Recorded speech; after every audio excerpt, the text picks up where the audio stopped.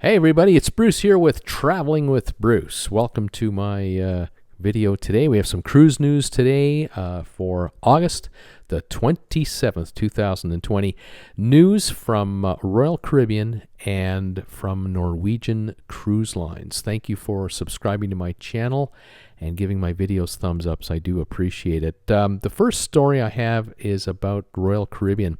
The family that originally founded the company is known as the Wilhelmsen family, Wilhelsen, Wilhelmsen family, and they own today about 20 million shares of the company.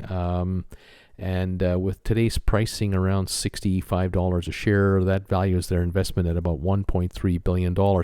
Announcement came out today that they have sold 1/10 of their interest in the company in the open markets. About 2 million shares were sold at a price around $63 a share or so. So looking at this chart right here, you can see right here at that arrow, right around that mark, they sold 2 million shares to bring in $126 million. I do know that the company, the company that owns the shares, the company that the family controls, they did put $100 million into Royal Caribbean earlier this year when they did one of their first bond offerings, when they started raising billions of dollars from the street to ensure their survival through the downturn. And so the family is probably just doing some financial re-engineering, and they're taking advantage of the price. Now, the shares are up a little bit today. They're a little higher than 63 right now, but it kind of makes you wonder if the insiders of the company, the actual founders of the company, are taking advantage of the current stock price to sell 2 million shares. And I don't know if they're going to sell more or not. Is this telling us something? We're going to have to follow that and see what's going on. Now, over on Norwegian, there's a lot of speculation right now about the future of Norwegian Cruise Lines. Of course, the company, didn't help matters when they originally were saying to the regulators in Wall Street that they were, putting out alerts, the fact that they may or may not be a going concern, but they did manage to raise several billions of dollars to survive the first year of this pandemic. But more and more Wall Street insiders are closely monitoring Norwegian and are beginning to speculate that what about the fact that this is the smallest of the big three publicly traded cruise lines? Could they in fact go under? Could this actually happen? The longer that this shutdown goes, the longer it's going to take to get cruise ships back in the water and to get passengers back on the water. This could could cause cruise lines trouble, and Norwegian is one of those that the Wall Street people are wondering about. Do they have enough in reserves to last long enough? I can tell you this much.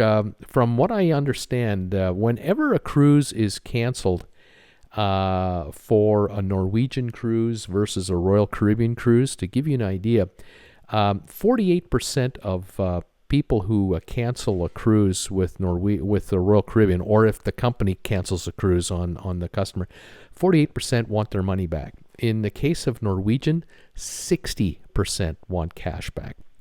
So Royal Caribbean has an easier time to convince customers to keep the money in the company and just turn it around to a future cruise credit. Whereas with Norwegian, 60% of people who are canceling out want cash, and only 40% are choosing a future cruise credit.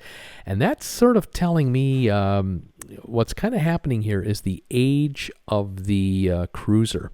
We're talking about a younger average age for Norwegian customers, and the younger you are, the more susceptible you are to the economy. The more likely you're traveling with perhaps children. You're still working, and in the uncertain economic times we're in, it's possible that Norwegian customers are not, let's say, going to be as able financially to leave cash behind with a cruise line for up to a year or 2 years from now before they can utilize the cruise, and they're going to need the cash for, bills around the house or other plans. That could be one of the reasons. Norwegian apparently does have 3.1 billion cash on hand right now. They owe over $10 billion on their debts. They own and operate Oceania Cruise Lines with 6 ships, Regent 7 Seas with 7 ships. You'll see some of the footage here of some of these ships. Very high end, very nice. They don't have a problem here with regard to their clientele. The clientele that goes on these cruises, they can afford to wait, and they can afford to pay top dollar to go on a cruise. But it's the main line, the Norwegian Cruise Line itself, with 17 ships. That's the one that Wall Street is fretting about here and there.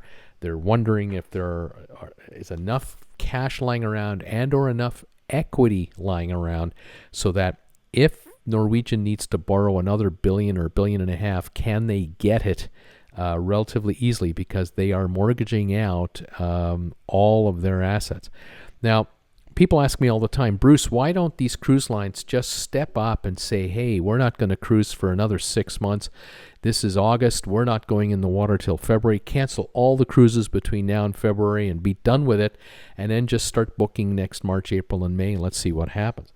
The reason in the case of Norwegian they won't do that is between all of their ships, every time they cancel 1 month of their sailings, they have to cancel 110 cruises for every 30 days.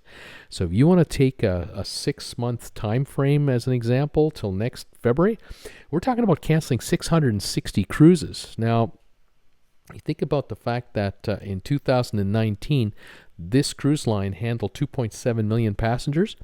You take half of that, 1.35 million cruises would have to be canceled. They would have to arrange refunds or future credits for 1.35 million individual passengers.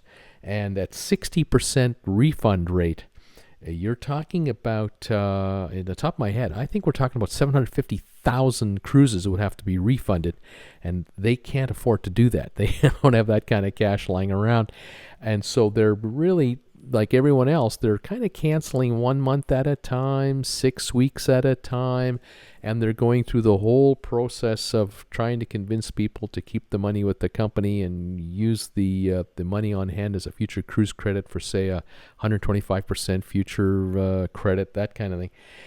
This is billions and billions of dollars. We're talking about every month that the company cancels cruises, they are talking $500 million of customer cash that's on the line. And if they have to give back 60% of it, that's $300 million for every month they cancel. So they don't want to cancel 6 months in one shot. That's $1.8 billion they would have to refund. And that is dipping into their $3.1 billion reserve that, they just don't want to go there. So that is the reason why the cruise lines are only canceling a month at a time. Every 3-4 weeks, they extend the shutdown another month, and that's what's going on. Now, Anyway, folks, I hope you enjoyed this video. I hope you found it informative. Like I said, the founding family of Royal Caribbean sold 2 million shares to bring in $126 million. Are the shares at the high end right now? I don't know. And Norwegian, a lot of rumors about the future of the company. We'll see how it goes. Thank you, all of you, for following my channel, subscribing to Traveling with Bruce, giving my videos thumbs ups. Love your comments, too. We'll keep you posted on what's going on out there. In the meantime, take care, everybody. Bye for now.